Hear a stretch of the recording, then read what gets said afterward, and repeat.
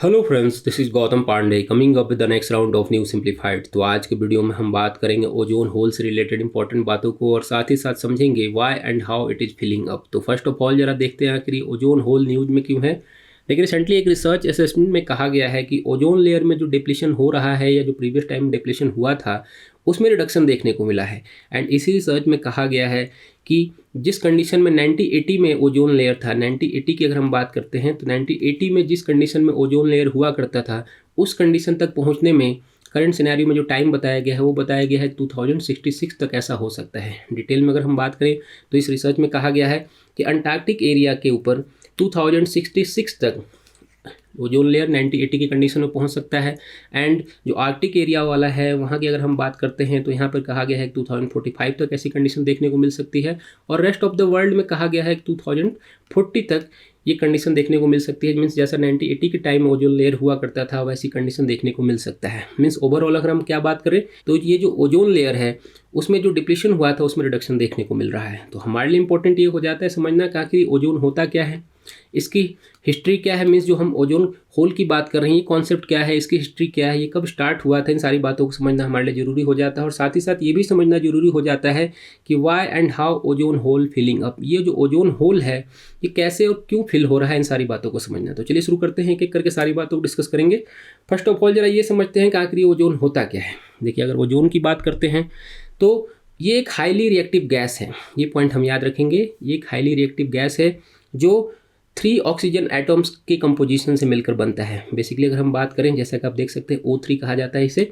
Basically ये natural और जो मैनमेड फार्मूला होता है दोनों तरीके से ही इसे प्रोड्यूस किया जा सकता है। नेचुरली भी ये फाउंड होता है और मैनमेड तरीके से भी इसे डेवलप किया जा सकता है। ये पॉइंट हम याद रखेंगे, ऐसा है कि नहीं कि सिर्फ नेचुरल तरीके से ही मिलता है। अगर बात करते हैं नेचुरली तरीके से ये कहाँ मिलता है तो ये मिलता है अपर एटमॉस्फेयर एरिया में।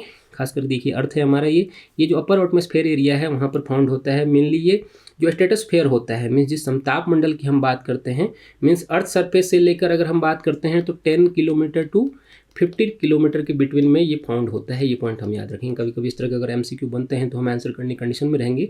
मेनली अगर हम बात करें कि ये जो ओजोन है ये हमारे प्लैनेट के लिए क्रिटिकल रोल प्ले करते हैं। कैसे करते हैं जरा इसको भी समझते हैं। देखिए, सबसे इंपॉर्टेंट बात क्या है कि ओजोन हमारे अर्थ के अपर एटमॉस्फेयर में एक लेयर बनाकर अर्थ को सन से आने वाले, जो सन है इससे आने वाले जो अल्ट्रावायलेट रेज होते हैं उनसे प्रोटेक्ट करता है।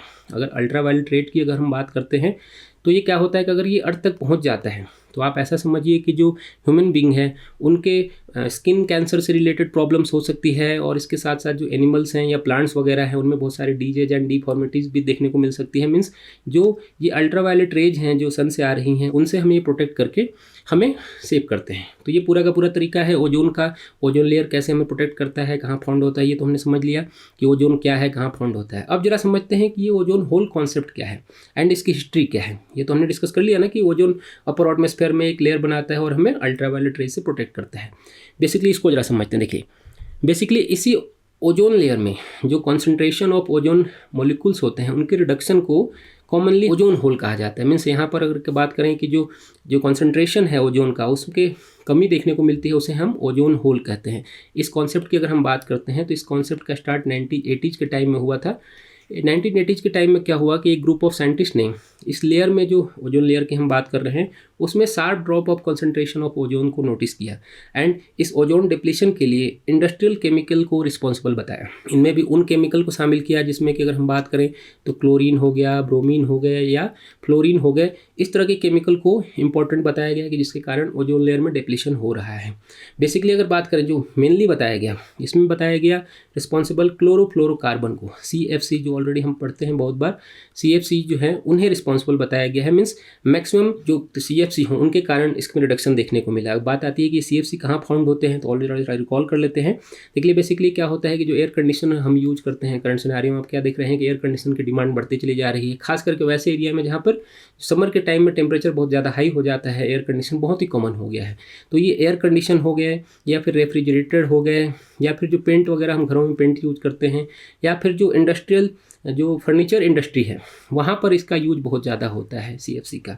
तो इस तरीके के कारण, इसके कारण ओजोन लेयर में बहुत ज़्यादा डैमेज देखने को मिला। इसी को पूरा कॉन्सेप्ट को हमने क्या कहा कि ओजोन होल कह दिया गया। देखिए, ग्रुप ऑफ साइंटिस्ट ने ये भी कहा कि अंटार्कटिका के ऊपर अगर हम बात करें तो अंटार्कटिका के ऊपर ओजोन लेयर खास करके सितंबर, अक्टूबर और नवंबर मंथ में सबसे बड़ा होता है। उस टाइम रिसर्च में बताया गया, इसके लिए बहुत सारे जो मेट्रोलॉजिकल कंडीशन उसको रिस्पॉन्सिबल बताया गया। लाइक अगर हम बात करते हैं तो टेम्परेचर हो गया, या फिर विंड प्रेशर हो गया, या फिर विंड के जो डायरेक्शन वगैरह हैं, प्रेशर को, इन सारी चीज़ों को रिस्पॉन्सिबल बताया गया। तो ये पूरा का पूरा कॉन्सेप्ट है ओजोन लेयर वाला, कब फाउंड हुआ था।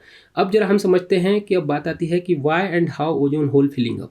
जो ओजोन होल हो तो गया, बट ये फिल क्यों हो रहा है, इसको जरा समझते हैं। देखिए, सबसे इंपॉर्टेंट बात क्या है कि ओजोन होल में हो रहा है जो फिलअप हैं, उसके लिए एक्सपर्ट 1989 के जो मॉन्ट्रियल प्रोटोकॉल था उसको रिस्पॉन्सिबल बता रहे हैं। उसमें जो नॉर्म्स थे उसके इम्प्लीमेंटेशन को रिस्पॉन्सिबल मान रहे हैं। मीन्स मॉन्ट्रियल प्रोटोकॉल में क्या हुआ था, जरा रिकॉल कर लेते हैं।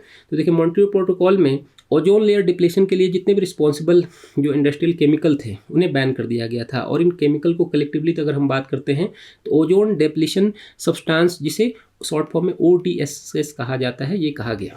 तो ये ODSS को बैन कर दिया गया पूरी तरह से।